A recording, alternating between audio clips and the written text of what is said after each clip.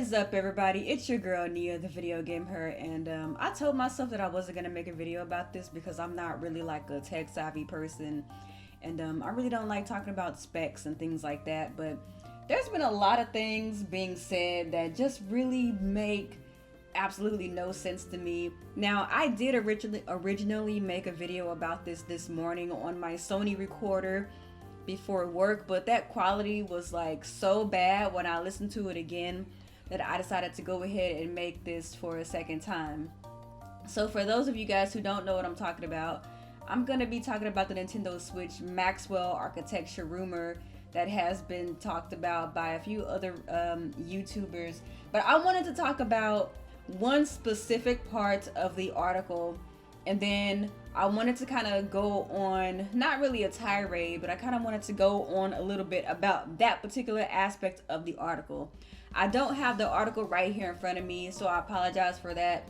Maybe I'll take a screenshot of the article and show you guys the part where I'm referencing, or what I'm referencing from, so that you guys can read it in the video. But essentially, long story short, there's a part in the video where the author from VentureBeat talked about how the Nintendo Switch is actually going to be using Maxwell architecture instead of Pascal architecture, because Nintendo decided to use an older version because it was like it was less costly and just some other reasons. But one thing that he said in the article that really stood out to me was the part where he said that you're not going to be seeing any realistic looking games running a particular way on this console, and that most likely cartoony style games would look great on the console because of whatever, right? So this is the reason why I'm coming on this video and even addressing this, because that is such a fallacy, dude. Like, that is such a fallacy, man. I don't know why we as gamers still have this mindset that art style is an indication of graphical fidelity. Like, it's stupid. It's stupid. And I'm gonna tell you why it's stupid.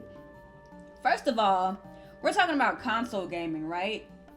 Regardless of what people want to say about current consoles and their power and things like that, consoles are always behind in graphical fidelity and specs and things like that. Of course, we've got some pretty decent consoles on the market, the PS4 being the most powerful right now, and it's a good console. It pumps out good graphics, but these are consoles, guys. These are not high-end PCs, and no matter who you are as a developer, sacrifices will still need to be made on these consoles regardless of who you are, because they're consoles. Let's get that out the way. So I'm just gonna say, I'm gonna pick a couple of games. I'm gonna pick 3 games, just so you guys don't feel like I'm being biased and things like that. So here's where I'm gonna go with this, okay? Some of the best looking games this generation are technical marvels in regards to like the higher definition textures and character models and stuff like that. But considering that these are still consoles, guys, they're not high-end PCs. These developers still had to compromise for other aspects of the game to make these games look as great as they do. For example, like if we take Rise Son of Rome, which is an exclusive for the Xbox, and I'm choosing exclusive games because, as you know, with exclusive games, developers are focusing on one platform, and that one platform is obviously going to be optimized for that particular console, right? So we've got Rise Son of Rome, easily one of the most beautiful games on the Xbox One, right? Then we've got The Order 1886, easily one of the best looking games on the PlayStation 4, right? And then we have, don't laugh at me because you're gonna see where I'm going with this in a little bit, but we have Captain Toad's Treasure Tracker on the Wii U. And the reason why I say don't laugh at Captain Toad, because even though a lot of people will be like, oh, it's just a cartoony game, it's just a spin-off of Mario. If you've ever played Captain Toad is easily one of the best looking games on the Wii U. If we're talking about straight up character models, straight up textures, lighting, shadows, This game literally looks like a Pixar movie. This game has no jaggies in sight at all. And I know we talk about games like Super Smash Brothers and games like Mario Kart 8. But if you've ever paused or looked at screenshots up close of games like Mario Kart 8 and Super Smash Brothers, you will notice jaggies. I mean, and these games are beautiful. I'm not trying to take that away from that. These games are beautiful games. But Captain Toad has no jaggies, period. And where I'm going with this is, because those games are so beautiful, they have to exist in a super small and compact world. Captain Toad is literally like Toad on a singular platform, and that makes up, you know, the puzzle part of his world, and that's it. The Order 1886 is a corridor game, period. So is Rise, Son of Rome, because compromises had to be made to make these games look as good as they do. But people don't understand that. Like when you look at games like Xenoblade Chronicles X, which is a huge game. You look at games like Fallout 4, which a lot of people shat on the graphics. And you look at games like The Witcher 3. All of these games look good, even if they don't look like The Order or Rise or Captain Toad. They all look good, but they're huge games. And compromises had to be made in order for those games to be as big as they are and run as well as they do. In a stylized game like, say, Bayonetta 2, it doesn't have the best looking graphics in some areas of the game, but that compromise had to be made so that it could run as close as possible to 60 frames per second. Bayonetta 2 is not a constant 60, but it's around in that arena, right? Compromises have to be made, period. It doesn't matter the art style that you use. For example, let's look at The Legend of Zelda Breath of the Wild. That is easily one of the most beautiful looking games that we've seen in a long time, especially for on a Nintendo console, right? But in order for that game to be that huge, because I mean it's about the size of a portion of Xenoblade Chronicles X, which is a huge game, right? It had to have that art style. Now, if we wanted that realistic Zelda that we saw in that tech demo and at the Wii U conference in 2011 or 2012, we would never be able to get a world that big. And that's really what I'm trying to get at right now. It's like art style is not a indication of graphical fidelity, because there's so many facets of what makes a game than its graphics and what kind of textures they're using and how detailed they're making these characters. Like, something has to give. And art style doesn't mean squat. Because you have a game like Legend of Zelda Breath of the Wild that is huge. Like, trying to make a game that looks like Rise, Son of Rome as big as Zelda, you would never be able to do it. Never. Anyway, we're gonna move on from that. That is a fallacy that really grinds my gears, dude. Like, really. So anyway, let's talk about this whole the Maxwell architecture Pascal thing.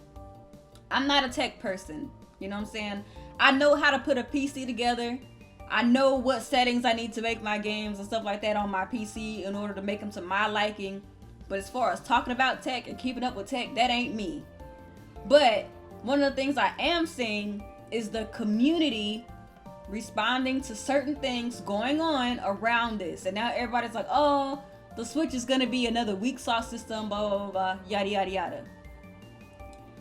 I don't know if that's true or not, but based on what rumors have been telling us is that the Nintendo Switch is going to be comparable to the Xbox One in graphics. And the reason why I say it's okay is because, like most normal gamers out there, we know that the Xbox One is not that far away from the PS4 in terms of graphics. And y'all have to stop that stupidness acting like the freaking PS4 is comparable to like a 1080 and like the Xbox One is like a 750 Ti. Y'all gotta stop that, y'all. Y'all really need to stop.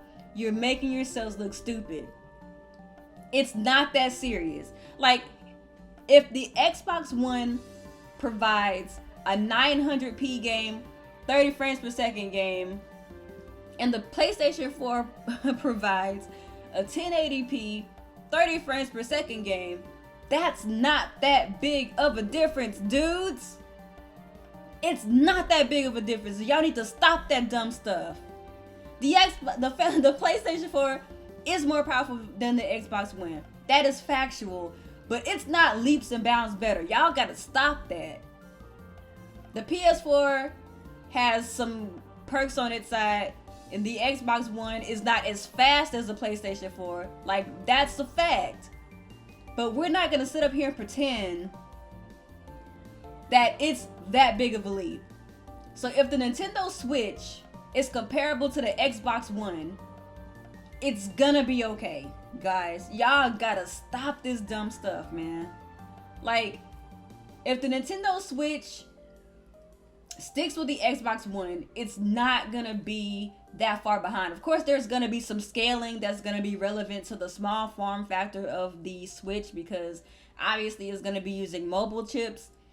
But aside from that, it's gonna be okay. Like, it's not really gonna be that big of a deal. Y'all have to stop acting like these consoles are high-end PCs. They are not. Stop it. The Switch doesn't have to be the most powerful. It just needs to be comparable, which it will be. Stop this dumbness. Y'all have to stop this. And even if you want to compare the Xbox Scorpio and the PlayStation Pro to the Switch, which will provide 4K 30 frames per second games on average, which is what the Pro is doing right now, with the exception of some games that are 1080p 60 frames or allow you to do 1080p 60 frames.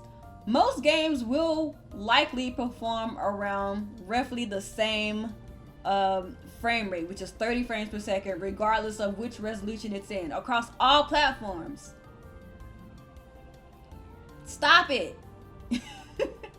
Also, most of the time, or I'm assuming that 9 out of the 10 times this will happen, Nintendo's own games will likely run in 1080p 60 frames, because Nintendo is all about performance. They're gonna get that 60 frames out of their games. Like, that's happening. Even some Wii U games are doing that right now. It's not far-fetched, okay? And another thing people are forgetting is that the docking station of the Switch will allow games to perform better because it's connected to a power source, for one, and then there's that additional fan that allows it to run a little bit better. It allows it to be a little bit more optimized. Like, y'all have to remember these things. Also, what is the major draw of the Nintendo Switch that people keep forgetting? It's a hybrid console that is based around a portable aspect, right? Nintendo is the king of portable in the gaming space. Like, and what is one thing that Nintendo always does with their portables? They always do upgrades, guys. The Nintendo Switch is setting itself up to be one of the most future-proof consoles ever because of that single detail. Just like with the DS and the DSi and the 3DS and the 3DS XL and the new 3DS, the Switch could easily get a new version of its console, of itself, get a new iteration of itself. Y'all gotta think about this stuff, man. There's a lot of people thinking and reacting on their first thoughts, and they're not sitting down and analyzing the data and thinking about it from a rational standpoint. Like, I get it. Nintendo has made a habit of being underpowered since the Wii, and a lot of people are really worried, and a lot of people are really on edge. They want to know what's gonna happen next. Like, I totally get it. But if you look at what the Switch is on paper, this is easily one of the most future-proof systems Nintendo has ever made. So even if it does come out and it's comparable to the Xbox One, who's to say that that can't change in 2 years? Who's to say? Y'all gotta stop this dumb stuff. For real. But anyway, this has been like a 15-minute rant, right? So I'm gonna get off of here. I don't even think I'm gonna edit this video. I think I'm just gonna put it up just the way it is because I'm lazy and I'm tired and I have to go to my second job tonight, so screw it. So anyways, man, it's your girl Nia, the video game her, and I am out. Peace.